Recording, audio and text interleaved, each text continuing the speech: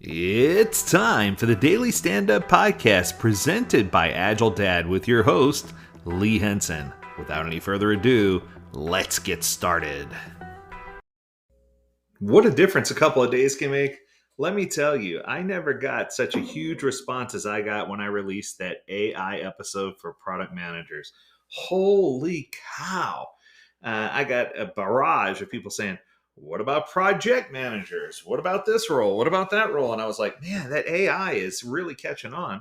And there's lots of cool tools out there. So I thought I'd unlock one more round for you. Now, these are just specifically for project managers or scrum masters. Once again, if you haven't watched a video on YouTube, on the AgileDad YouTube channel, go watch that video first. It talks a lot about the ethical use of AI. It talks about all the different engines you could use. It talks about anything you probably want to know about AI, but you're afraid to ask someone. And it also goes through and lists off, runs down a list of all the different things that you can do with AI. And it's pretty incredible. And it's all using Chat 4. So for project managers, somebody say, can you put together a quick top 10 list? I don't know that it's going to be quite 10, but we'll see what we could do. So I did a little bit of research and I found Stepsize.AI. So Stepsize observes everything happening in your project management software, so like Jira, etc., and it creates it generates accurate, automatic, agile reports with the right amount of context and summary. So it gives you a really clean visual allocation of what's going on. Now, I haven't tried this, but I'm sure that you could probably do this in chat as well. I know chat has the capability. It's just a matter of getting it to do its thing, right? So it's a context-aware AI, concise, readable updates, goal-centric reporting. It's pretty, and it does the job well. So if you're wasting time every week compiling reports and building dashboards, this might be good for you. Okay, another one is called Motion. Now, Motion reminds me a lot of like Trello or something simple, right? But it does help you with task prioritization, dynamically adjusting the schedules, or using time management if you're managing things using time, which you probably shouldn't be. But it has customizable meeting pages. It's a nice little system, but it's a little pricey. It's $34 a month, so I don't know that I'd pay that for that tool. Then there's Notion. Notion puts your documentation, knowledge base, and project management all in one beautiful place. So this is just the equivalent of your own little Miro world using templates, but it's very much formatted so that it's working in the Agile workspace using AI to power the back end. Once again, good, not great.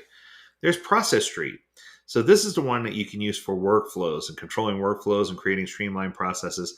This one's actually pretty nice. So it's got AI-powered workflow automation, dynamic instruction generation, and document analysis, extensive integration with common workplace tools. So it's not bad. It does come in at $100 a month for up to 5 users, and then it jumps up pretty high where you get most features that unlock for $415 a month, or you can get the whole enchilada for $1,660 a month. What I'm trying to tell you is these are all very, very high prices. So the verdict here is if you're going to pay that much money, you can probably do something better. Then there's a tool like Forecast that allows you to do status tracking, get everything in there, and it optimizes the best outcomes for what you're trying to do. Good stuff again, don't get me wrong. It's just, it's once again a lightweight tool that can probably do the same things you can do in chat, and they're not even sharing their prices online. So that tells me if they're not telling you, it's probably going to be expensive. There's Ayanza. So this is one that emphasizes team health and success. So it talks about all the things that the team might need to know and how to build a strong team community. So it's an intuitive interface with a variety of templates with quick setup, but it's a communication tool more than anything. And so it looks like it's for up to 5 users. You could use it for free with limited features. But then if you're going to use it with ChatGPT 4, it's $6 per user per month. Or $15 per user per month for GPT-4, within the app itself. So it's a decent tool, but it's just interesting. And we talked about ClickUp Tuesday. And ClickUp is a comprehensive all-in-one project management suite. Call this the Jira of AI. ClickUp's nice. It gives you a really clean look and feel. Starts at about $7 per user per month. If you want the advanced features, it's $12 a user a month. decent product, still not overly impressive. I mentioned Trello before. Trello is on here. It has AI integration, so this is just an integrated piece through Trello. Then you have Asana. I've used Asana, and I can tell you, Asana is good for certain workflows, but Asana is clunky for other workflows. It's robust, it's full stack, but I can tell you, it's not my favorite tool, and it's expensive. It's £11 59 per user, or £25 69 per user. So yeah, it's like I said, for that price, you could probably do better.